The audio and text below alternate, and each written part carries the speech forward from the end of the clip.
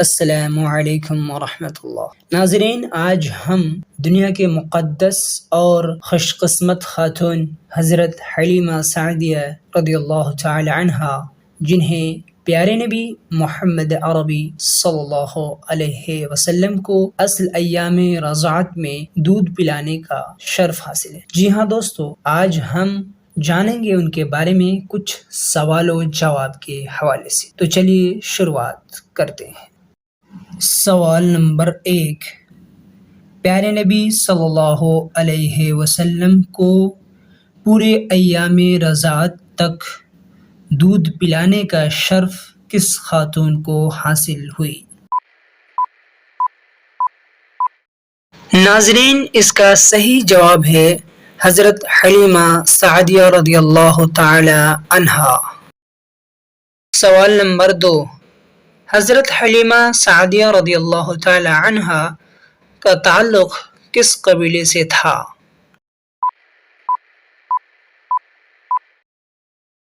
ناظرین، اس کا صحیح جواب ہے بنو سعد سے تھا۔ سوال نمبر 3، آپ صلی اللہ علیہ وسلم کے ساتھ کون سا حلیمہ سعدیہ کا بچہ دودھ میں شریک تھا؟ ناظرین، اس کا صحیح جواب ہے حضرت عبداللہ۔ اگلا سوال ہے سوال نمبر 4، پیارے نبی صلی اللہ علیہ وسلم کے رضاعی والد کا نام کیا تھا؟ ناظرین، اس کا صحیح جواب ہے حارث بن عبد العزیٰ۔ سوال نمبر 5، قبیلہ بنو سعد اپنی کس صفت میں مشہور تھا؟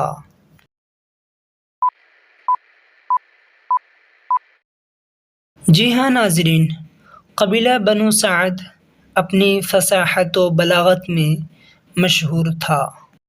سوال نمبر 6، مکہ کے لوگ بچوں کو دیہات میں رضاعت کے لیے کیوں بھیجتے تھے؟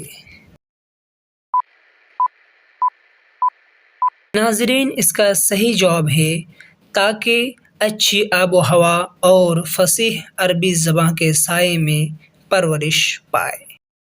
سوال نمبر 7، پیارے نبی صلی اللہ علیہ وسلم نے کتنے سال تک حلیمہ سعدیہ کا دودھ پیا؟ جی ہاں ناظرین، اس کا صحیح جواب ہے 2 سال تک۔ سوال نمبر 8، پیارے نبی صلی اللہ علیہ وسلم ایام رضاعت کے بعد بھی بنو سعد میں رہے، آخر ایسا کیوں؟ جواب، کیونکہ مکہ میں وبا پھیلی ہوئی تھی، اس لیے 2 سال بعد جب حلیمہ سعدیہ آپ صلی اللہ علیہ وسلم کو لائیں تو آپ صلی اللہ علیہ وسلم کی والدہ نے دوبارہ آپ کو بنو سعد بھیج دیا۔ سوال نمبر 9، کس مشہور غزوہ میں بنو سعد گرفتار ہوئی؟ جی ہاں دوستو، اس کا صحیح جواب ہے جنگ حوازن میں۔ سوال نمبر 10، پیارے نبی صلی اللہ علیہ وسلم نے اپنے رضاعی قبیلے حوازن کے قیدیوں سے کیا برتاؤ کیا؟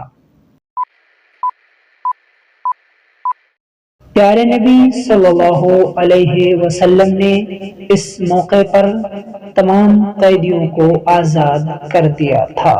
ناظرین، یہ تھے کچھ سوالات اور ان کے جوابات۔ اگر آپ کو اس طرح کی ویڈیو پسند ہو تو ضرور ہمارے چینل کو سبسکرائب کریں، بیل آئیکن کو دبائیں اور لائک اور شیئر کریں اپنے دوستوں کے ساتھ۔ شکریہ۔